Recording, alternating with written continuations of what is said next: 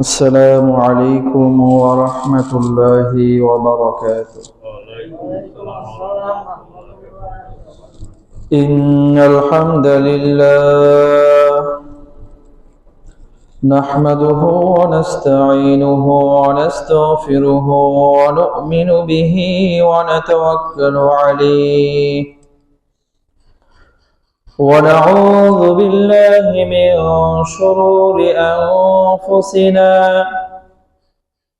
من يهده الله فلا مضل له ومن يضلل فلا هادي له ونشهد أن لا إله إلا الله وحده لا شريك له ونشهد أن سيدنا وحبيبنا وحبيب ربنا وطبيبنا وطبيب قلوبنا محمدا عبده ورسوله أرسله الله كافة للناس بشيرا ونذيرا وداعيا إلى الله بإذنه سراجا وقمرا منيرا أما بعد فقد قال الله سبحانه وتعالى في كلامه المجيد وفي فرقانه الحميد بسم الله الرحمن الرحيم قد أفلح من تزكى وذكر اسم ربه فصلى بل تؤثرون الحياة الدنيا والآخرة خير وأبقى صدق الله المولانا العظيم. وبه قال حدثنا قيس بن أبي حازم قال سمعت مستوردا قال قال رسول الله صلى الله عليه وسلم ما الدنيا في الآخرة إلا مثل ما يجعل أحدكم إصبعه في اليم فلينظر بما يرجع أو كما قال عليه الصلاة والسلام صدق الله المولانا العظيم وصدق رسوله النبي الأمي الكريم ونحن على ذلك لمن الشاهدين والشاكرين والحمد لله رب العالمين. আলহামদুলিল্লাহ,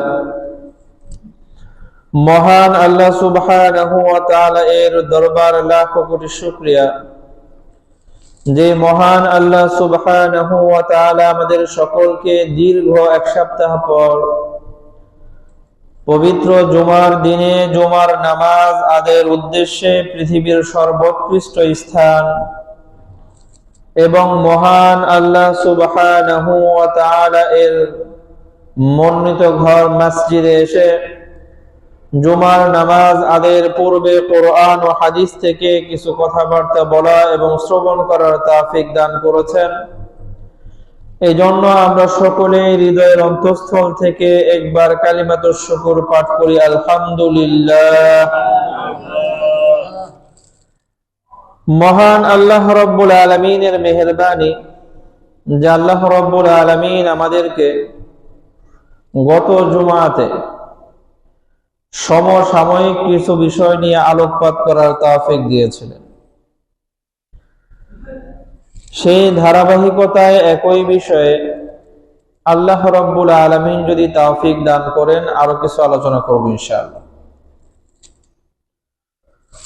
গত জুমার আলোচনা যে জায়গায় গিয়ে আমরা শেষ করেছিলাম যে আল্লাহ রাব্বুল আলামিন বলেছেন তাআওয়ানু আলাল বিররি ওয়াত তাকওয়া।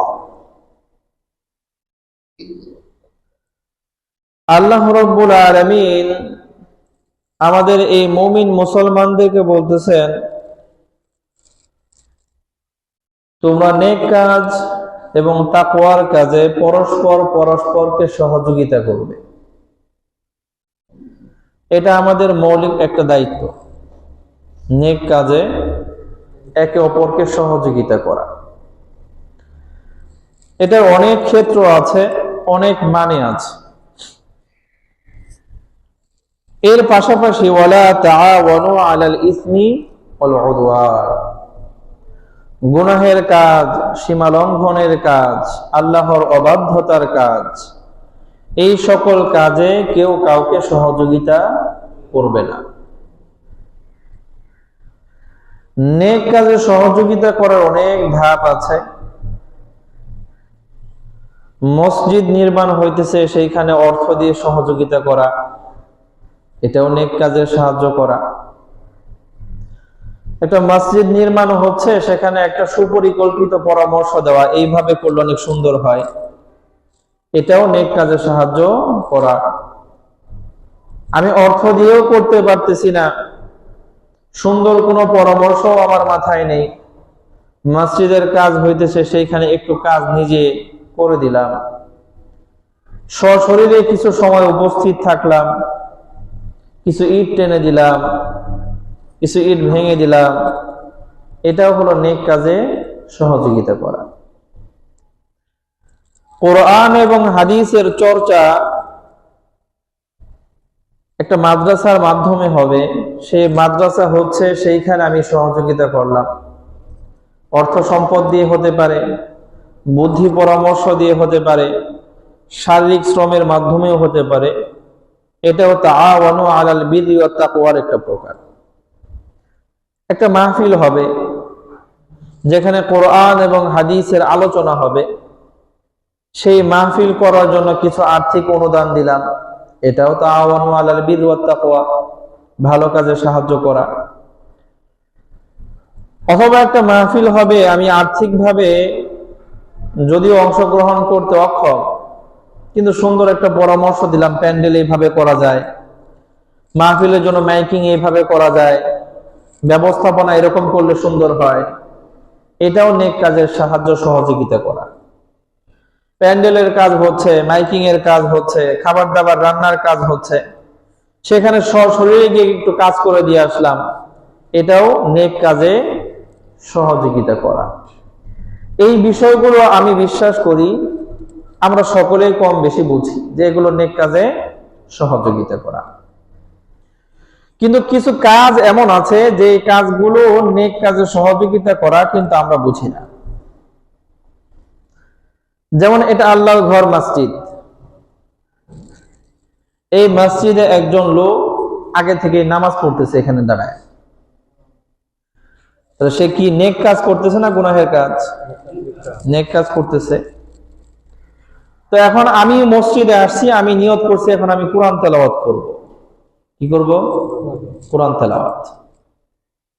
এখন ওই মানুষটা যে নামাজ পড়তেছে, নামাজের জন্য খুশু খুজু একাগ্র চিত্তে থাকা, এটা আবশ্যক একটা বিষয়। এখন আমি নতুন করে আসলাম, আমি কোরআন তেলাওয়াত করব, আসার পরে ভাবলাম আমি তো কোরআনই তেলাওয়াত করবো, তা আস্তে করবো কেন? পুরো মসজিদ কাঁপায় কোরআন তেলাওয়াত শুরু করলাম, অথচ আমার আগে আরেকজন লোক এসে নামাজ শুরু করেছে। এখন এই মানুষটার নামাজের সমস্যা হবে না আমার কোরআন তেলাওয়াতের কারণে? কথা বলে না। যদিও আমি কোরআন তেলাওয়াত করতেছি, ভালো কাজ করতেছি, কিন্তু এর মাধ্যমে আরেকজনের ভালো কাজের মধ্যে বিঘ্ন করতেছি। এখন আমি যদি বলি যে না ভাই, লোকটা নামাজ পড়তেছে, আমারও কোরআন তেলাওয়াত করা দরকার, আমি একটু নিচু স্বরে করি, ওই লোকটা তার মতো নামাজ পড়ো, এটাও হলো নেক কাজের সহযোগিতা করা। আমি আস্তে করলাম। আমি মসজিদে আসছি, দেখলাম একজন লোক ওইখানে কোরআন তেলাওয়াত করতেছে, একটু শব্দ করেই কোরআন তেলাওয়াত করতেছে।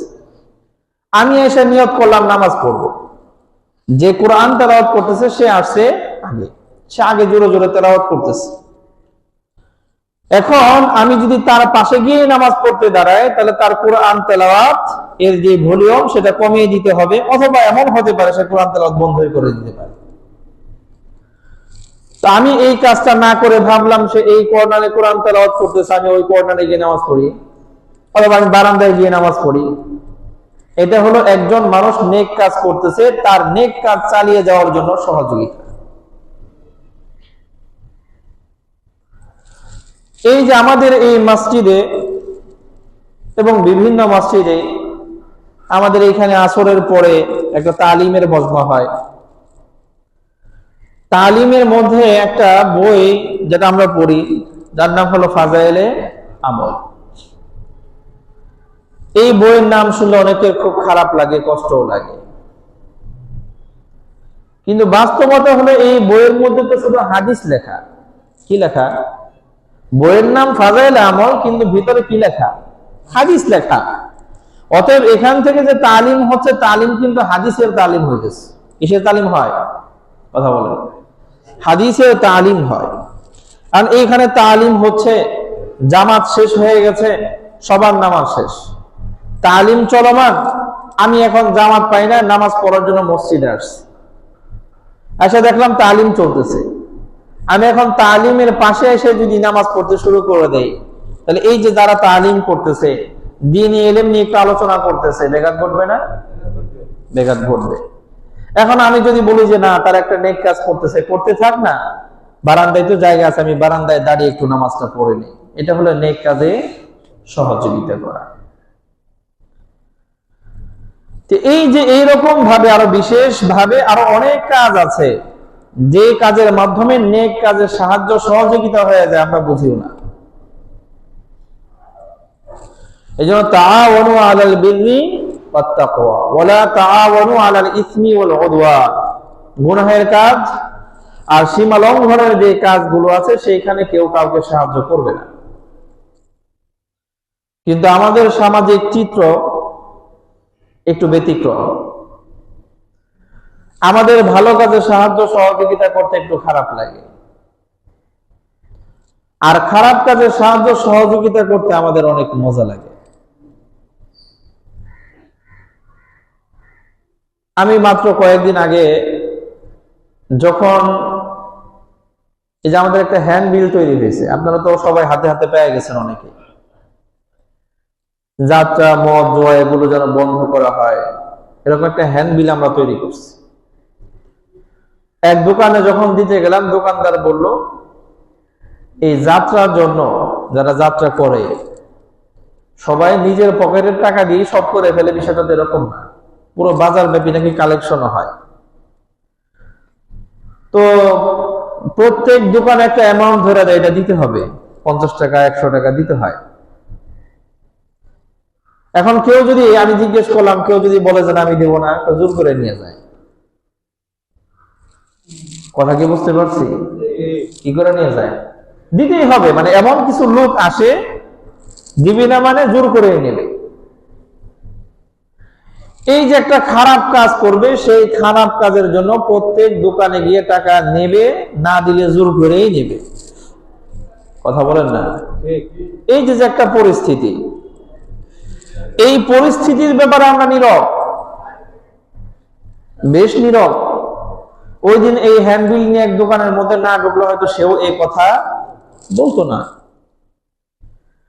কিন্তু দেখবেন একটা মাহফিল হবে, মাহফিলের জন্য আপনার কাছে টাকা চাইতে আসছে, আপনার কাছ থেকে জোর করে আপনার ক্যাশে থেকে 100 টাকা সে নেবে না, আপনি 10 টাকা দিলে 10 টাকা নিয়ে যাবে। অথচ আপনি ওইখানে জোর করে আপনার কাছ থেকে 100 টাকা নিয়ে যেতে আপনি নীরব, চুপ। অথচ আপনার কাছ থেকে অন্যায় ভাবে নিয়েছে, আপনি তারপরেও মুখ খুলেন না। এইখানে আপনার কাছে আসছে, একটা নেকের কাজের জন্য 10 টাকা দিচ্ছেন, 100 তো দেন না। এরপরেও 3-4 দিন শুধু আমি মুখ দিয়ে বলতেই থাকি, এই ভিক্ষা করে মাহফিল করার দরকার কি? কথা বুঝেন না? তাহলে এই প্রশ্ন কেন আসে না? যারা যাত্রাপালা করতে চায় অনৈতিক কাজ করতে চায়, আমাদের সমাজের যুবক ছেলেদেরকে নষ্ট করতে চায়, ওদের এরকম ভিক্ষা করে করার দরকার কি? পারলে নিজের বাপের পকেটের টাকা দেখো। এই কথা তো কোনোদিন শুনলাম না। অতএব কেমন যেন সামাজিক ভাবেও আমরা নেকের কাজে সাহায্য করতে কার্পণ্য করি, আর খারাপ কাজে জোর করে নিলেও চুপ থাকি। আল্লাহ মাফ করো, এরকম যেন না হয়। মাহফিলের জন্য, মাদ্রাসার জন্য অনুদান দিতে কষ্ট হয়, কিন্তু একজন হিন্দু এসে যদি বলে আমাকে পূজা আছে, পূজার জন্য কিছু টাকা দাও, ওইটা দিতে খুব মজা। পূজা এই কাজটা কেমন একবার কল্পনা করেন। আমি আপনি যে রবকে এক মানি, কত মানি? এক। কুল হুয়াল্লাহু আহাদ, এক। ওয়াহিদও বলেন না, আল্লাহ বলেছেন আহাদ। আল্লাহ রাব্বুল আলামিন আহাদ বলেছেন, এটার ব্যাখ্যা আবার পরবর্তী আয়াতগুলোতে আল্লাহ করেও দিয়েছে। আল্লাহুস সামাদ, আল্লাহ রাব্বুল আলামিন হলেন অমুখাপেক্ষী। আমার জীবনে অনেক কিছু প্রয়োজন আছে, এক এক জিনিস এক একজনের কাছে গিয়া সহায়তা নিতে হয়। আল্লাহ রাব্বুল আলামিন এই সারা পৃথিবী সৃষ্টি করার পিছনে কারো সাহায্য লাগে না। লক্ষ কোটি এই মানুষ বসবাস করতেছে দুনিয়ার বুকে, একজন মানুষকে সৃষ্টি করতেও আল্লাহর কারো সাহায্য লাগে নাই। আমাদের শুধু এই পৃথিবী না, এই পৃথিবীর বাহিরে কত বড় বড় গ্যালাক্সি গুলো আছে, সেগুলোর তুলনায় তো এই পৃথিবী একটা মাছির দানাও না, এত বড় বড় গ্যালাক্সি আছে। আল্লাহ রাব্বুল আলামিন এগুলো সৃষ্টি করেছেন, কারো সাহায্য সহযোগিতা লাগে না, আল্লাহ মুখাপেক্ষী। আমার তো খাবার তৈরি করতে হলে কতজনের মুখাপেক্ষী হওয়া লাগে এক মুঠ ভাতের জন্য। কেমন যেন আমি কৃষককে বলি, ভাই ধানটা চাষ করো, নাইলে কোত্থেকে ধান পাওয়া যাবে। ধান চাষ করার পরে যারা কামলা আছে তাদেরকে বলি, ভাই ধানটা কেটে দাও না। ধান কেটে দেওয়ার পরে তারপরে বাড়ির পর্যন্ত নিয়ে দাও। আরেকজনকে বলতে হয় একটু মারায় দাও, আরেকজনকে বলতে হয় একটু ধানটা ভাঙায় দাও। সেখান থেকে নিয়ে একজনে প্যাকেটিং করে একজন গাড়িতে তুলে দেয়, আরেকজন গাড়িতে করে এক জায়গা থেকে আরেক জায়গায় নিয়ে দেয়। সেই গোডাউন থেকে আরেকটা দোকানের মধ্যে যায়, সেই দোকানে গিয়ে আমি এক বস্তা চাউল কিনি। সেই চাউলটা কেনার পর আমার বাড়ি পর্যন্ত পৌঁছতে হয়, বাড়িতে পৌঁছার পরে খাওয়া যায় না, বিবি সাহেব বলতে হয় একটু রান্না করা যায়। এক মুঠ লুকমা আমি মুখের মধ্যে তুলবো, কত মানুষের সহায়তা আমার নেওয়া লাগে, আমি কত মানুষের প্রতি মুখাপেক্ষী। আমার রব বলেছেন আল্লাহুস সামাদ, আল্লাহ রাব্বুল আলামিন কারো মুখাপেক্ষী না। আল্লাহু আকবার। লাম ইয়ালিদ ওয়া লাম ইউলাদ, আল্লাহ রাব্বুল আলামিন তিনি কোনো বাচ্চা জন্মও দেন নাই, কারো কাছ থেকে জন্ম নেনও নাই। আল্লাহ রাব্বুল আলামিন এক, না তার মা বাবা আছে, না তার সন্তান সন্ততি আছে, এক। ওনার সমকক্ষ কেউ নাই। এটাকে আমরা বলি আল্লাহ রাব্বুল আলামিন হলেন এক এবং অদ্বিতীয়। আল্লাহ রাব্বুল আলামিন এক। অতএব আমরা মুসলমান বিশ্বাস করি ইবাদত হবে একমাত্র আল্লাহ। আল্লাহর সাথে কারো ইবাদত করা, আল্লাহ রাব্বুল আলামিনের সাথে কাউকে রব হিসেবে স্বীকার করা, এটার মানেই হলো শিরিক করা। আর আল্লাহ রাব্বুল আলামিন এলান করে দিয়েছেন, দুনিয়াতে বান্দা যত বড় অন্যায় করো, আমি রব চাইলে মাফ করে দিব, শিরিক বাদ দিয়া। কি বাদ দিয়া? শিরিক। এই শিরকের গোড়া ছাড়া একজন বান্দা যত বড় অন্যায় থাক, আল্লাহ রাব্বুল আলামিন চাইলে মাফ করে দেবেন। কিন্তু শিরিক এটা এমন বড় জুলুম, এত বড় অত্যাচার, এত বড় মাপের গুনাহের কাজ, যে আল্লাহ রাব্বুল আলামিন বলেছেন এটা আমি কখনোই মাফ করব না। সেই শিরকি কাজ যেখানে হয়, যেখানে মাটি দিয়ে তৈরি করা কিছু মূর্তি, যেই মূর্তিগুলোর কোনো ক্ষমতা নাই, আর নাকের মধ্যে মাছি বসলে সেটা সরাইতে পারে না, কথা বলেন না। তার সামনে বাহারি রঙের খাবার দিলে কোনোদিন খাইতেও পারে না। ওই খাবারগুলোর মধ্যে কোনো কুকুরে এসে যদি পেশাবও করে দেয়, সেটারও সরানোর মতো ক্ষমতা তার নাই। এরকম একটা অথর্ব, এরকম একটা মূল্যহীন বস্তুকে যখন আমার রবের সাথে শিরিক করা হয়, এরকম একটা তুচ্ছ মূর্তিকে যেটা মাটি দিয়ে তৈরি করা হয়েছে, যেটা নিজে নিজে দাঁড়িয়েও থাকতে পারে না, তাকে দাঁড় করে রাখার জন্য কতগুলো বাঁশ পিছন দিক দিয়ে দেওয়া রাখে, এরকম একটা মূর্তি, যেই মূর্তির নিজস্ব কোনো গতি নাই, যেই মূর্তির নিজস্ব কোনো ক্ষমতা নাই, যেই মূর্তির নিজস্ব কোনো শ্রবণ শক্তি নাই, যেই মূর্তির নিজস্ব কোনো দৃষ্টি শক্তি নাই, যেই মূর্তির নিজস্ব কোনো বলার ক্ষমতা নাই, এরকম তুচ্ছ একটা বস্তুকে যখন আমার রব, যিনি অমুখাপেক্ষী, সেই রবের সাথে শিরিক করা হয়, আমার কলিজা সেইখানে তো পুড়ে যাওয়ার কথা, আমার ভিতরটা তো অস্থির হওয়ার কথা, আর আমি এই শিরকি কাজ করার জন্য টাকা দিই, সেখানে সাহায্য করি। তোমরা পূজা করবা, নিয়ে যাও কিছু টাকা। আল্লাহ রাব্বুল আলামিন তো সব কিছুর ঊর্ধ্বে। আমরা এখানে যারা আছি সবাই বলেন তো আমরা কয় বাবার সন্তান? কথা কন না, সবাই এক বাপের সন্তান না। আলাদা আলাদা যদি বলি, আমার বাবা কয়জন? একজন না? আপনার বাবা কয়জন?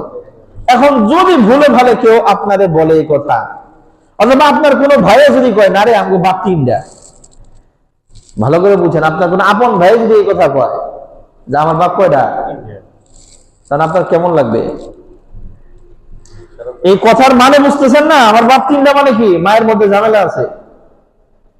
আমার আপন ভাইও যদি এই কথা বলে যে আমাকে বাপ কয়টা, তিনটা চারটা, তো আমার মাথায় আসবে কি তাহলে আমাকে মায়ের মধ্যে কি আছে?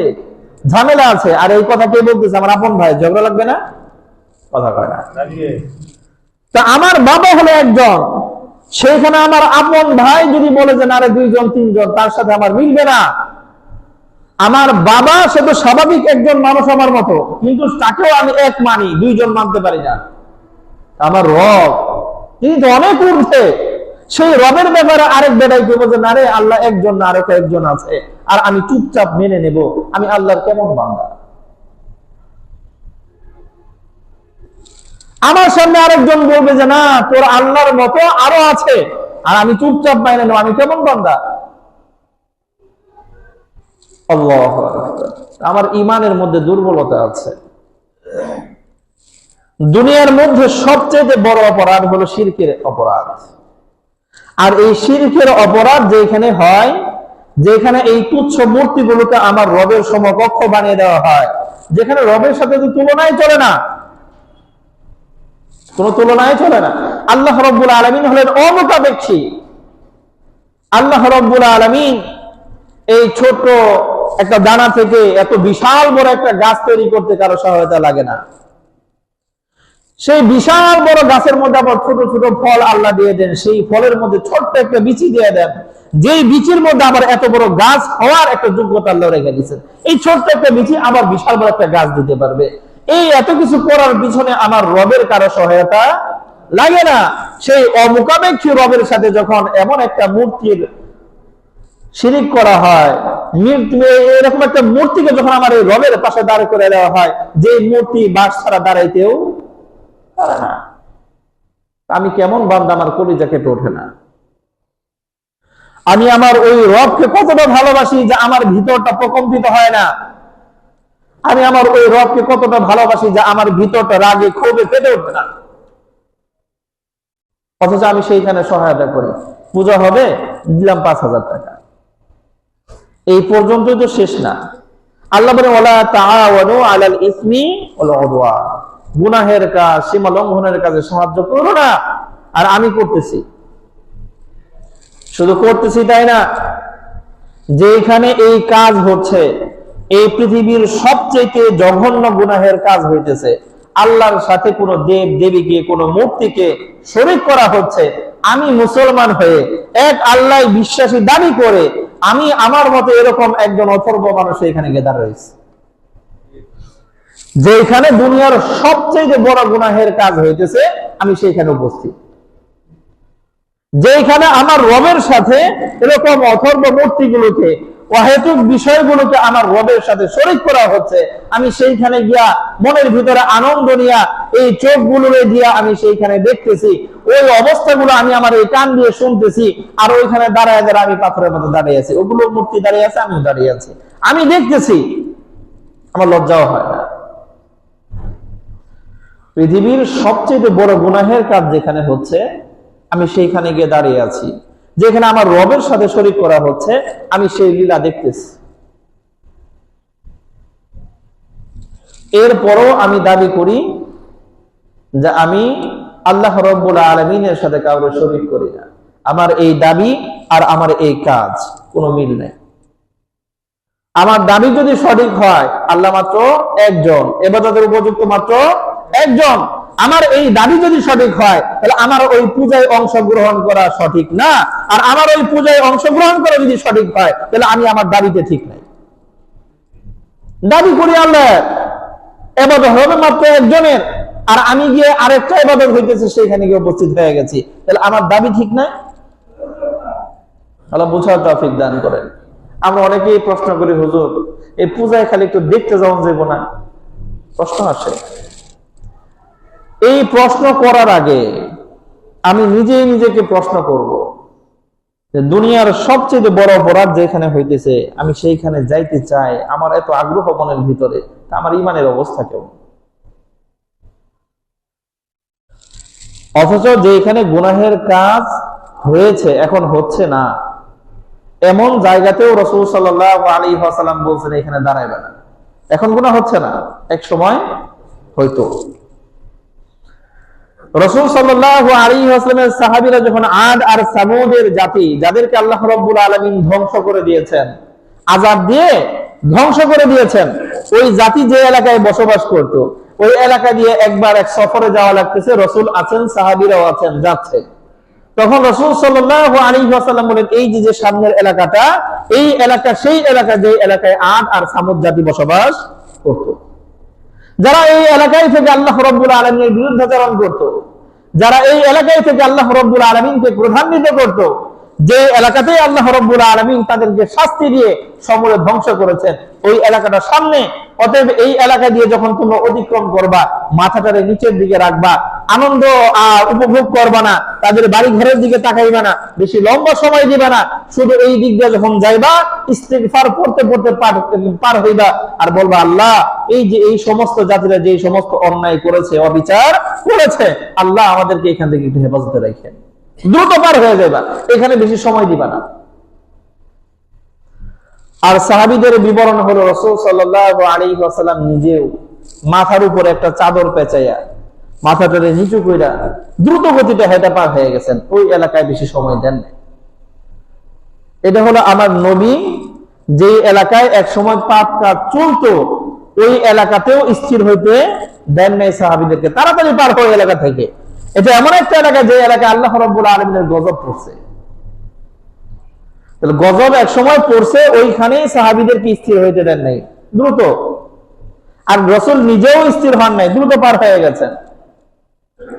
আর আমরা এমন হতভাগা যে আমরা এই পাসপোর্ট ভিসা করে ওই সমস্ত এলাকায় বেড়াইতে যাই, যেখানে আল্লাহ রাব্বুল আলামিন আযাব দিয়েছেন, ওই সমস্ত এলাকা আমরা দেখতে যাই, সেখানে আনন্দ করতে যাই। আল্লাহু আকবার। আর যে এলাকায় এখন আল্লাহ রাব্বুল আলামিনের সাথে শিরিক চলমান, ওইখানেও উপভোগ করতে যায়। যেখানে রাসূল আগে হইছে ওই জায়গাতেই যাইতে নিষেধ করে দিলেন, আর বিশেষ প্রয়োজনে যাওয়া লাগলেও দ্রুত পার হইতে বলতেছেন। যেখানে আল্লাহ শিরিক হইছে এক সময় আর এখন চলতেছে, সেইখানে গিয়ে আমি উপস্থিত। আল্লাহ রাব্বুল আলামিন আমাদের সকলকে বোঝার তৌফিক দান করেন। আর এই যে যত বড় অপরাধ আল্লাহ রাব্বুল আলামিনের সাথে শিরিক করা, এই সমস্ত অন্যায় অপরাধ থেকে আল্লাহ রাব্বুল আলামিন আমাদেরকে দূরে থাকার তৌফিক দান করেন। আমিন। আমরা খেয়াল রাখবো,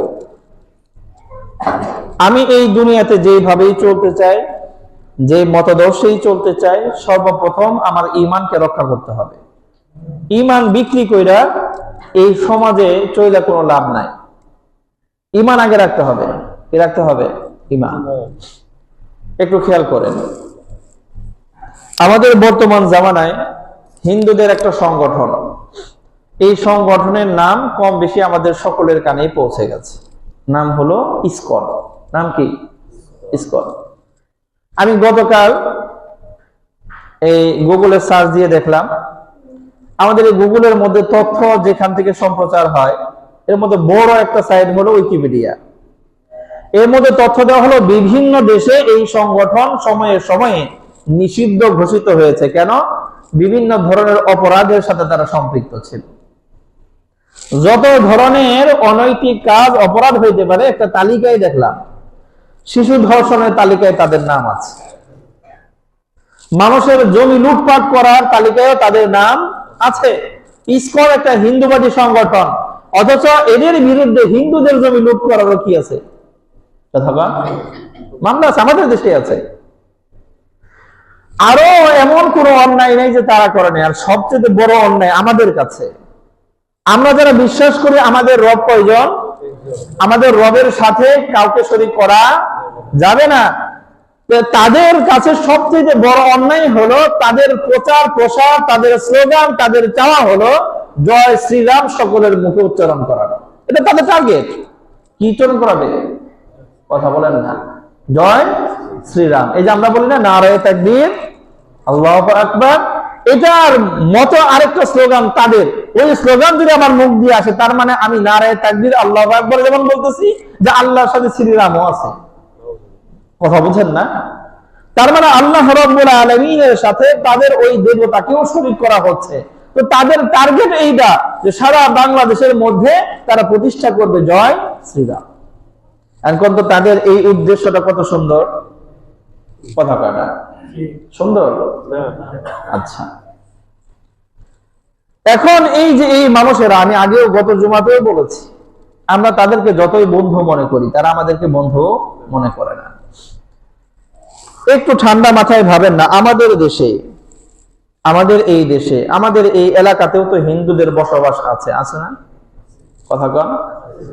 আচ্ছা, আমরা এখানে যারা আছি 5 ওয়াক্ত নামাজ পড়ি, আমাদের যে ভালো মুসলমান আছে নাকি? আবার বাস্তবিকই তো নাই। আমরা 5 ওয়াক্ত নামাজ পড়ি, যারা পড়ে না তাদের তুলনায় আমরা অবশ্যই ভালো। তা আমাদের এইখানে যারা উপস্থিত আছে বলেন না, কে কয়দিন একজন হিন্দুকে নির্যাতন করছেন হিন্দু হওয়ার কারণে? কেউ করেছি আমরা? আমাদের আশপাশে যে হিন্দুরা বসবাস করে শুধুমাত্র সে হিন্দু এই কারণে কোনোদিন থাপ্পড় দিছি? এরকম ইতিহাস আমাদের দেওয়াটাই আছে। হ্যাঁ, হইতে পারে নিজেদের কোনো আপোষের কোনো মামলার কারণে ঝগড়াঝাটি হইতে পারে, লেনদেনের কারণে হইতে পারে, জায়গা জমি নিয়ে হইতে পারে, রাজনৈতিক কারণে হইতে পারে, কিন্তু ও হিন্দু দেখে আমি কোনোদিন মারতে গেছি এই ইতিহাস আপনাদের দেওয়াটাই আছে? নাই। আমার বিশ্বাস পুরো বাংলাদেশেও নাই।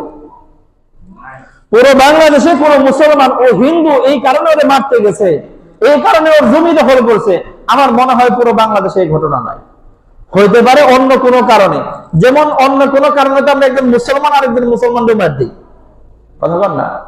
একজন মুসলমান আরেকজন মুসলমানের সাথেও তো মামলা লড়ি, একজন মুসলমান আরেকজন মুসলমানের সাথেও তো ধাক্কাধাক্কি করি, একজন মুসলমান আরেকজন মুসলমানকেও তো ধমক দেয়, গালিগালাজ করে না?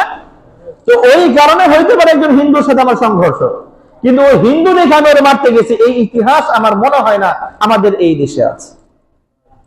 এত মহব্বত তাদেরকে করা হয়, এত আদর করে তাদেরকে লালন পালন করা হয়, অথচ বিশ্ব মিডিয়ায় যখন তাদেরকে সুযোগ দেওয়া হয় কিছু বলা, তখন তারা আমাদের পক্ষে বলে না বিপক্ষে বলে। তাহলে এরকম অকৃতজ্ঞ কোথায় পেবেন? কি যায়? জামাই আদর করে লালন পালন করতেছে। আমাদের এই মাদ্রাসা মসজিদের যারা ছাত্র, ইমাম আর শিক্ষকরা আছে, যাদের দায়িত্ব হলো মসজিদের মিম্বরে বসে বসে আপনাদেরকে আলোচনা শোনাবে, মাদ্রাসায় বসে বসে ছাত্রদেরকে কোরআন হাদিস পড়াবে, এই সকল মানুষদের দায়িত্ব না, এরপরেও গিয়ে মন্দিরকে পাহারা দিছে। কেন? মন্দির পাহারা দেওয়া আমাদের দায়িত্ব এরকম না, বরং যেন এই প্রচার চালাইতে না পারে মুসলমানরা আক্রমণ করছে, আমাদের নামে যেন বদনাম রটাইতে না পারে, শুধুমাত্র এই কারণে গিয়ে মন্দির পাহারা দেওয়া লাগছে। মন্দির পাহারা কেন দিছি? আবার খেয়াল করবেন, এই মন্দির ভাঙতে কোনো ইমাম সাহেব যায় নাই, এই মন্দিরগুলো ভাঙতে কোনো সময় কোনো মাদ্রাসার বড় হুজুরে যায় নাই। কে ভাঙে? আপনারা যারা রাজনীতি বুঝেন আপনারা ভালোই বুঝেন, কথা বুঝেন না? যারা রাজনীতি বুঝেন তারা ভালোই বুঝেন। এক সময় এমনও হয়েছে, এই যে বর্তমান জামানাতে পত্রিকায় আসে, মন্দির ভাঙতে গেছে 3-4 জন, হঠাৎ করে কেমনে কেমন ধরে ফেলেছে, ধরে দেয় ব্যক্তি হিন্দু। যারা ভাঙতে গেছে সবগুলো কি? কেন ভাঙতে গেছে? ভাঙ্গা নাম দিবে মুসলমানদের, আর এই নাম দিতে পারলেই তো মিডিয়া পাড়া গরম করা যায় আর বহির বিশ্বে বাংলাদেশের নামে বদনাম করা যায়। কথা বলছি না? আবার মনে করবেন যে আমি একটা রাজনৈতিক দল করি, প্রতিপক্ষরে কোনোভাবে জেলে ঢুকানো দরকার, কেমনে ঢুকাবো? আমার লোক তিনটারে বলে দিলাম মন্দির গিয়ে ভাঙ, আর নাম দিবি যে এই যে এরকম হুজুর কাম করছে, এবার জেলে দিবি। কথা বুঝেন না? এই সমস্ত রাজনৈতিক ফায়দা নেওয়ার জন্য ইসলাম আর হিন্দুদেরকে আলাদা করে ইসলামের কারণে মুসলমানরা হিন্দুদের উপর আক্রমণ করেছে, এরকম হয় না। রাজনৈতিক ফায়দা নেওয়ার জন্য করে, আবার নিজেরাই মানুষের কাছে নিজেদেরকে নিপীড়িত হিসেবে প্রকাশ করার জন্য করে। কোন মুসলমান এই কাজ করে না। এত আদর যত্ন করার পরে দেখেন হিন্দু নিজেরাই মন্দির ভেঙে আপনার নাম দিতে চায়। আপনার তার মন্দির ভাঙেন নাই, কিন্তু ইন্ডিয়াতে খবর এমন চলে গেছে যে বাংলাদেশে কোনো হিন্দু নিরাপদ না, অথচ আমাদের এই অঞ্চলে হিন্দুরা বড় বড় ব্যবসা করে খাইতেছে। কথা বলেন না? এই যে মাছ হাড়িতে যারা ব্যবসা করে, কয়জন মুসলমান আর কয়জন হিন্দু? ওই মাছ হাড়িতে গিয়ে মাছ কিনতে গিয়ে কয়দিন কারে মার দিছে? ওরা কি কোনোদিন এই মাছ হাড়িতে ব্যবসা করতে আসতে কোনোদিন ভয় পায় আজকে ব্যবসা করতে গেলে না জানি খবর আছে, না প্রতিদিন আসতেছে? অথচ ওরা সম্পূর্ণ নিরাপদ। এবং আমি এটাও বিশ্বাস করি, আমার এই দেশে একজন মুসলমান যতটা নিরাপদ নয় তার চাইতে বেশি নিরাপদ ওরা পায়। তাই পায়।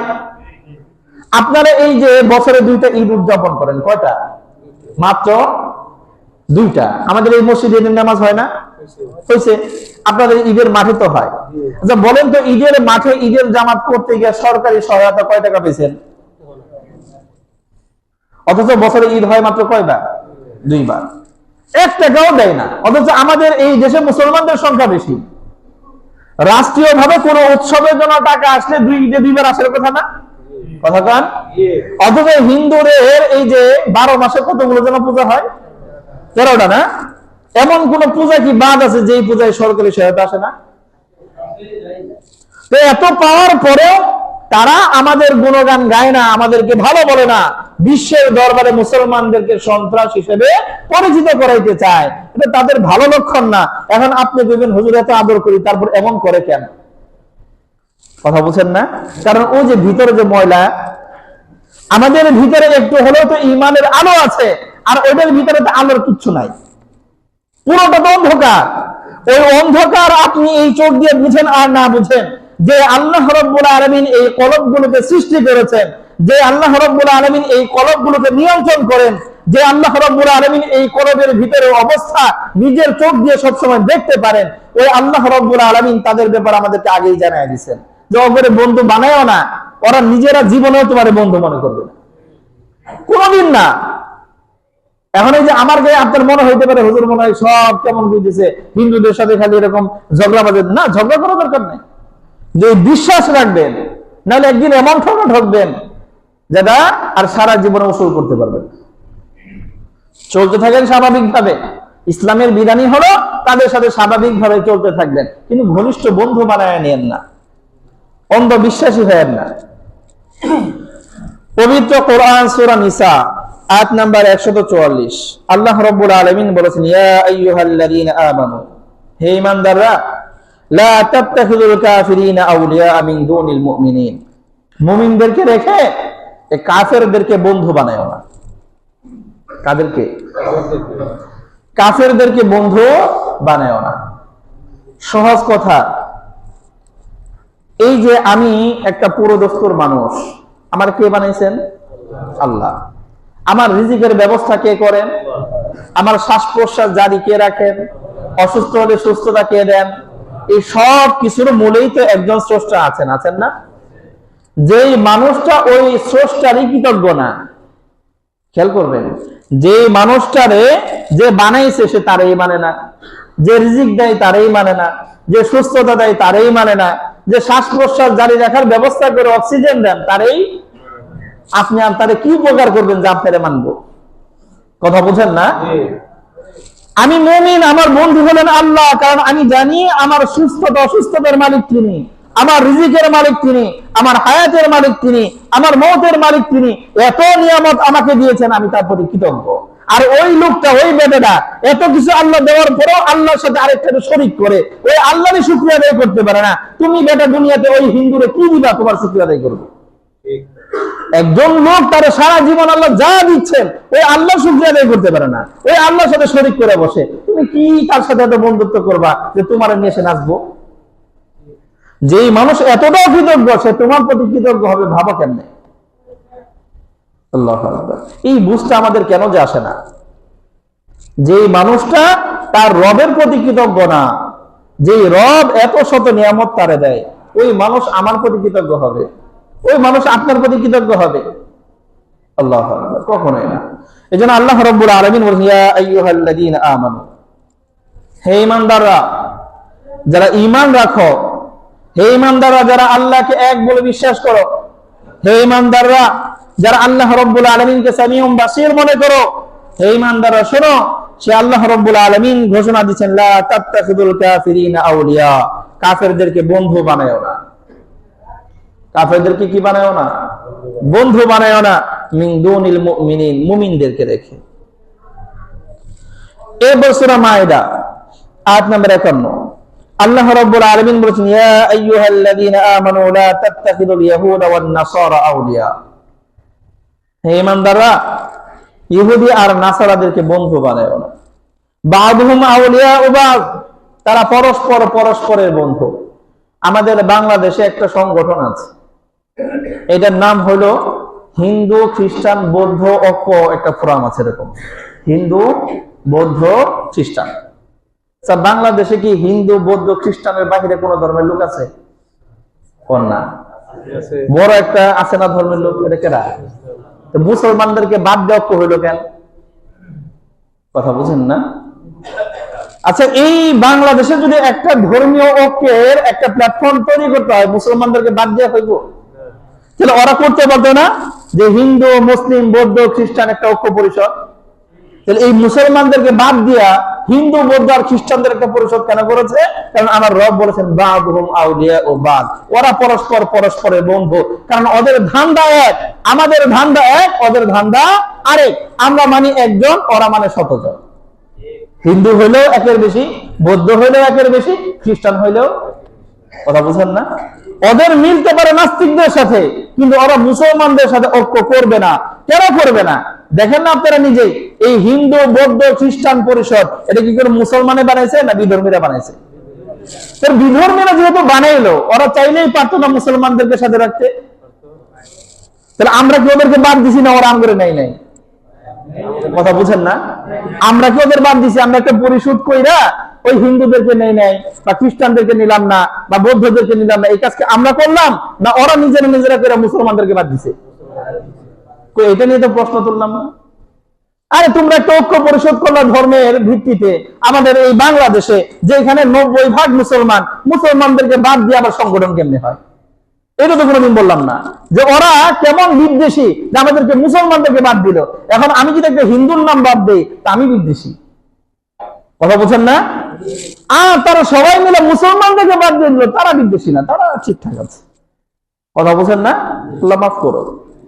এই বিশ্বাস, এই চেতনা, এই যে আল্লাহ যে কথাগুলো বলেছেন কবে যে আমাদের মধ্যে আসবে, বাদুহুম আউলিয়া ও বাদ, তারা পরস্পর পরস্পরের বন্ধু, আমাদেরকে তারা বন্ধু মনে করে না। যদি মনে করতো এই সংগঠনে অবশ্যই মুসলমানদের নাম থাকতো। তারা আমাদেরকে সাথে রাখতেই চায় না, তারা আমাদের সাথে থাকতেই চায় না। কথা বুঝেন না? আল্লাহু আকবার। ওয়া মান ইয়াতাওয়াল্লাহুম মিনকুম ফাইন্নাহু মিনহুম, আল্লাহ রাব্বুল আলামিন বলেন, শোনো, যারা হিন্দু বৌদ্ধ খ্রিস্টান বিধর্মী কাফের মুশরিকদেরকে তোমাদের থেকে বন্ধু বানাবে, মনে রাখবা সে নামে তোমাদের সাথে মুসলমান হিসেবে থাকতে পারে, কিন্তু আল্লাহ রাব্বুল আলামিন বলেছেন ফাইন্নাহু মিনহুম, এই লোকটা তাদের অন্তর্ভুক্ত। আমাদের সমাজেই থাকবে, আমাদের মসজিদে এসে নামাজ পড়তেছে, আমাদের সাথে নামের সাথে মিলায় নাম রাখতেছে, আমাদের সাথেই চলাফেরা করতেছে, আমাদের সাথেই চা বিস্কিট খাইতেছে, কিন্তু আল্লাহ ফায়সালা দিয়েছেন যেই মানুষ মুসলমান হওয়ার পরেও হিন্দু বৌদ্ধ খ্রিস্টানদেরকে অন্তরঙ্গ বন্ধু বানাবে, তাদের পূজার মধ্যে যাইব, তাদের শিরকি কাজের মধ্যে অংশগ্রহণ করবে, তাদের পূজা করতে গিয়ে টাকা দিবে, শিরকের কাজ করতে গিয়ে সহযোগিতা করবে, আমার রব বলেছেন তোমাদের সাথে থাকলেও ফাইন্নাহু মিনহুম, সে তাদের দলভুক্ত। ফতোয়া কিন্তু আমার না। কথা বলছেন না? আবার কেউ না হুজুর কি ফতোয়া দিল, আমি মসজিদে এসে নামাজ পড়ে আমাদের হিন্দু বানাই দিল, আমি মসজিদে এসে নামাজ পড়ে আমার ইহুদি বানাই দিল, আমি বানাই নাই। সূরা মায়েদা আয়াত নাম্বার 51। এখন তো মোটামুটি আমাদের সবার কাছে বাংলা অনুবাদ আছে না? কোরআন শরীফের অনুবাদ সবার কাছে আছে, হাতে হাতেই আছে। সূরা মায়েদা আয়াত নাম্বার 51 খুলে দেখবো ফতোয়া কি হুজুরের না আল্লাহ? কথা বুঝেন না? এটা আমার ফতোয়া না, আমার রব বলেছেন যদি এরকম কেউ হয়, মুসলমান হওয়ার পরে হিন্দু বৌদ্ধ খ্রিস্টানদের সাথে অন্তরঙ্গ বন্ধুত্ব হয়, তাদের এই শিরকি কাজ করার পরেও তোমার রবের সাথে শরীক করার পরেও যদি ওই বেটাটারে তুমি বন্ধু বানাইতে পারো, তাহলে তুমি তাদের অন্তর্ভুক্ত। আমার যদি কোন একজন লোক কয় তোর বাপ 3-4টা, ওই বেটার লোক আমার বন্ধুত্ব জীবনে হইব? কথা কর না, ওই বেটার লোক আমি বন্ধুত্ব করবো?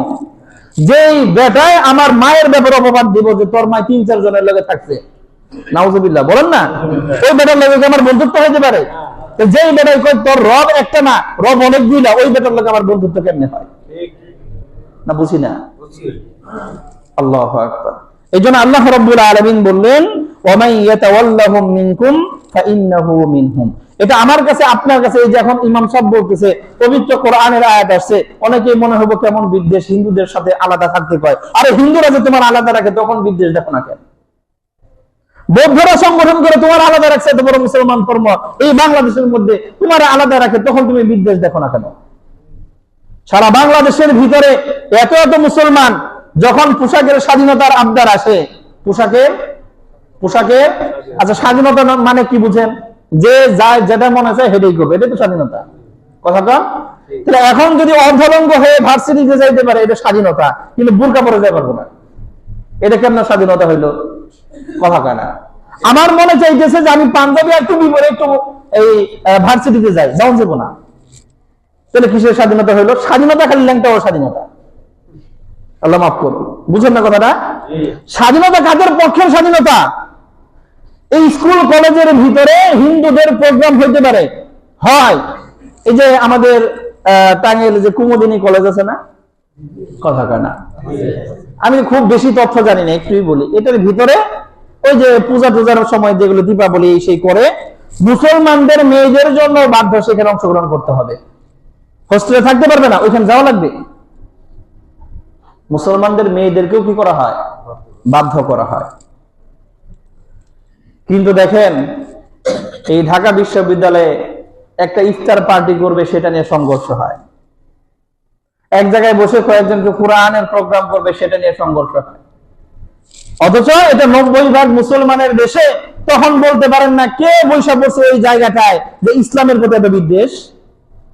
যদি একদিন বলা হয় যে না এইখানে আমরা হিন্দুদের প্রোগ্রাম করতে দেবো না, তাহলে তো সারা পৃথিবীময় ছড়ায় যাব মুসলমানরা হিন্দুদের প্রতি বিদ্বেষ লালন করে। কোরআনের এই আয়াত বলতেছি এই বিধর্মীদেরকে, মুশরিকদেরকে বন্ধু বানানো যাবে না। এখন যার মনে এই প্রশ্ন জাগে হায় রে কেমন বিদ্বেষ, একবার এই প্রশ্ন জাগে হিন্দু বৌদ্ধ খ্রিস্টান পরিষদ হইলে সেখানে মুসলমানদের নাম আসে নাই কেন? এই বিদ্বেষের প্রশ্ন আপনি কেন তোলেন নাই? কথা বুঝেন নাই? আল্লাহ মাফ করে। ইন্নাল্লাহা লা ইয়াহদিল কওমাজ জালিমিন। আল্লাহ রাব্বুল আলামিন বলেছেন যারা জালেম, যারা অত্যাচারী, সবচেয়ে বড় জুলুম হলো আল্লাহর সাথে কাউকে শরীক করা। ইন্নাশ শিরকা লাযুলমুন আযীম। আল্লাহর সাথে কাউকে শিরিক করা এটা হলো সবচেয়ে বড় জুলুম। এই জুলুম যারা করে আর যারা এই জুলুমে অংশগ্রহণ, কথা কন, টাকা দিয়ে সশরীরে, এই জুলুম যারা করে আর এই জুলুমে যারা অংশগ্রহণ করে, আল্লাহ রাব্বুল আলামিন বলেন ইন্নাল্লাহা লা ইয়াহদিল কওমাজ জালিমিন। এই জালেমদেরকে আল্লাহ হেদায়েত দেন না। অতএব আল্লাহ যাদেরকে আমাদের এই হিদায়াতের দৌলত দিয়েছেন, ইমানের দৌলত দিয়েছেন, এই ইমানটারে যেন খোয়াইতে না যায়। এমন কইবেন হুজুর খালি তো কইলেন ইয়ের কথা, এই যে পূজার কথা, পূজায় না, ওদের কোন স্লোগানে অংশ নেওয়া যাবে না। ওরা যে স্লোগান দেয় সেই স্লোগানের পক্ষে একটা লাইন ফেসবুকেও লেখা যাবে না। বুঝেন নাই? কথা কয় না। আল্লাহ মাফ করুন। সূরা মায়েদা আয়াত নাম্বার 57, আল্লাহ রাব্বুল আলামিন বলেছেন ইয়া আইয়ুহাল্লাযীনা আমানু লা তাত্তাখিযুল্লাযীনা ইত্তাখাযু দীনাকুম হুজুওয়া ওয়া লা'iবা। আল্লাহ রাব্বুল আলামিন বলেছেন হে ঈমানদাররা, লা তাত্তাখিযু, তোমরা গ্রহণ করো না, আল্লাযীনা ইত্তাখাযু দীনাকুম হুজুওয়া, যারা তোমাদের ধর্মকে উপহাস করে, তোমাদের ধর্মকে উপহাস করে, আমাদের এই ধর্ম নিয়ে কটাক্ষ করে, ওলাইবা এবং এটাকে খেলতামাশা মনে করে, মিনাল্লাযীনা উতুল কিতাবা মিন ক্বাবলিকুম ওয়াল কুফার, পূর্ববর্তী যারা আহলে কিতাব আছে, ইহুদি খ্রিস্টান আছে, অথবা ইহুদি খ্রিস্টানের বাহিরেও যারা কাফের আছে, যারা এই তোমার ধর্মকে কটাক্ষ করে, তোমার ধর্মকে অবমাননা করে, তোমার ধর্মীয় বিধান নিয়ে আজে বাজে সমালোচনা করে, আল্লাহ রাব্বুল আলামিন বলেছেন তাদেরকে গ্রহণ করো না আউলিয়া, বন্ধু, তাদেরকে বন্ধুরূপে গ্রহণ করিও না। ওয়াত্তাকুল্লাহ ইন কুনতুম মুমিনিন, যদি তোমরা মুমিন হয়ে থাকো তা আল্লাহ রাব্বুল আলামিনকে ভয় করো, আল্লাহ যা করতে বলেছেন সেটা করো, আর যা করতে নিষেধ করেছেন সেটা করো না। যদি মুমিন হয়ে থাকো তা আল্লাহ বলতেছেন ইহুদি নাসারা আর এই মুশরিক যারা আছে তাদেরকে বন্ধু বানাইও না। যদি মুমিন হয়ে থাকো আল্লাহর এই নির্দেশ মাইনো, অমান্য করিও না। এই যে কথাগুলো বললাম, এই কথাগুলো নিয়ে আমাদের বর্তমান প্রেক্ষাপট একটু খেয়াল করি। আমি বিএনপি করি, জামাত করি, আওয়ামী লীগ করি, জাতীয় পার্টি করি, খেলাফত করি, মজলিস করি, যা মন চায় তাই করি, রাজনীতিতে বাধা নাই। আচ্ছা, এই আওয়ামী লীগ এই মুসলমানদের একটা সংগঠন না, বলেন না? আওয়ামী লীগ কি, আওয়ামী মুসলিম লীগ ছিল নামটা, মুসলমানদের যে সংগঠন। বিএনপি মুসলমানদের, জামাত ইসলাম, এই রাজনৈতিক সমস্ত দলগুলো কাদের? আমাদের দেশে মুসলমানদের। এখন ওই যে আমার পরিচয় যে একটা আছে, আমি বিএনপি, আমি আওয়ামী লীগ, আমি ওই জামাত ইসলাম, যেই পরিচয় আবার আছে, ওই পরিচয়টা আমার পরে। আগের পরিচয় হলো আমি মুসলমান। এখন আমি যদি আমার রাজনৈতিক ফায়দা অর্জন করার জন্য কোন হিন্দু বৌদ্ধর স্লোগানে আমি স্লোগান দেই, আমি যদি তাদের সাথে একাত্মতা পোষণ করি, তাহলে আমার ঈমান থাকবে না, ওই দল করে লাভ কি? কথা বলছেন না? আমার মৃত্যুর পরবর্তী জন্মে আমার এই বিএনপির পরিচয় কোনো কাজে, আওয়ামী লীগের পরিচয়, জামাত ইসলামের পরিচয় কাজে আসবে না। আমার পরিচয় আসবে ইসলামের পরিচয়ে। এখন আমি যদি ইমানদারেই বেঁচে দেই, আমি যদি আমার দলের পক্ষে যাওয়ার জন্য জয় শ্রীরামের স্লোগান দেই, আমি যদি আমার পক্ষে কাজ করার জন্য যারা মন্দির ভাঙছে তাদের পক্ষে মা কান্না করি যে হিন্দুরা মন্দির ভাঙছে, কিন্তু আমি চাইতেছি বিশ্ব মিডিয়ার মধ্যে মুসলমানদেরকে সন্ত্রাস সাজানো হোক, আমি সেই পক্ষে স্লোগান দেই, আমি 2-1 কলম লিখলাম, হাই রে মুসলমানরাই ভালো না। কথা বুঝেন না? তাহলে আমি তো আমার ইমানটা বিক্রি করলাম কেন? ওই যে আমার ওই সংগঠন, আমার এই দল, আমার এই দলের পক্ষে দাঁড়ানোর জন্য। তাহলে আমার ইমান বিচ্ছে ওই দল করে লাভ কি? কারণ ওই দল পরে, আমার ইমান। আমি মুসলমান আগে, আমি বিএনপি পরে, আমি মুসলমান আগে, আমি আওয়ামী লীগ পরে, আমি মুসলমান আগে, জামাত ইসলাম পরে, আমি মুসলমান আগে, জাতীয় পার্টি কথা বল পরে। এখন আমি যদি আমার ইমানের আগে জাতীয় পার্টিকে দিয়ে দেই, ইমানের আগে যদি আমি আওয়ামী লীগকে দিয়ে দেই, ইমানের আগে যদি মর্যাদা আমি আমার বিএনপিকে দিয়ে দেই, ইমানের আগে আমার মর্যাদা আমি জামাত ইসলামকে দিয়ে দিই, তাহলে আমার এই ইমানের কোনো দাম নাই। আমার কথা কি বুঝতে পারলাম? অতএব আমি যেই দল করি না কেন, যখন আমি দেখবো ইসলামের বিরুদ্ধাচরণ হচ্ছে, ওই পক্ষে আমি একটা লাইন তো দূরের কথা, একটা শব্দও লিখবো, একটা শব্দও বলবো না। মনে থাকবে তো ইনশাআল্লাহ? আমার দল এটা যদি মইরা পয়সা করে শেষ হয়ে যায়, আমি আমার ইমানকে শেষ হইতে দেব না ইনশাআল্লাহ। আমার দল জাহান্নামে যায়, আমার ইমান ঠিক রাখতে হবে। কথা কি ক্লিয়ার? হ্যাঁ। এই জন্য কোনোভাবেই রাজনৈতিক কোনো ফায়দা নেওয়ার জন্যই হোক, যে কারণেই হোক, আল্লাহ রাব্বুল আলামিনের বিরুদ্ধে যে স্লোগান ওঠে, ওই স্লোগানের সাথে কোনোভাবেই সুর মেলাবো না। আল্লাহ রাব্বুল আলামিন আমাদের সকলকে বোঝা এবং সেই মোতাবেক আমল করার তৌফিক দান করেন। আমিন। ওয়া আখিরু দাওয়ানা আলহামদুলিল্লাহি রাব্বিল আলামিন।